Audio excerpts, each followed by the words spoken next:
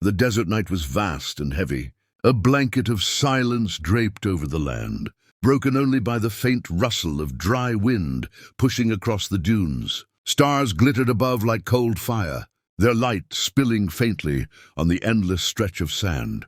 Out there, between the towering mesas and the ghostly outline of a long-abandoned church, two figures stood facing one another as though fate itself had drawn them together. He was a man of the frontier, broad-shouldered beneath a weather-worn coat, his hat pulled low against the night air. His eyes, sharp and weary, had seen too much of life's cruelty. Once his gun had been his answer to every question. Now, he carried the weight of every shot that had ever left his revolver. The cowboy had wandered into this desert seeking solitude, but instead he found her. She stood in black and white, the fabric of her veil catching the desert breeze. Her posture was upright, but her presence was not fragile.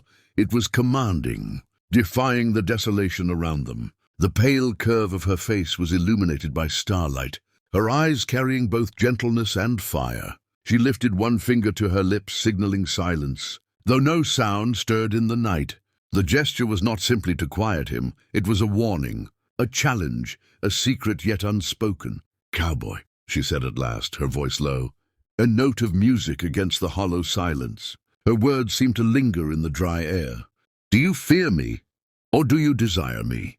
The question cut through him like a blade. He was a man who feared nothing, or so he told himself. Yet something in her eyes held him still, as if the desert itself demanded an answer. Fear was a language he had buried long ago. Desire, though, that was a weakness he'd sworn to abandon. But under the weight of her gaze, both rose up in him like shadows he could not shake. He swallowed, his jaw tightening. "I don't rightly know what you are."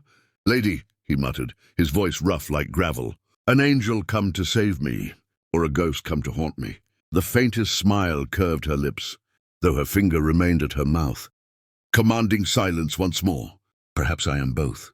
And with that, the desert night deepened, as if the earth itself leaned closer to listen to the story about to unfold.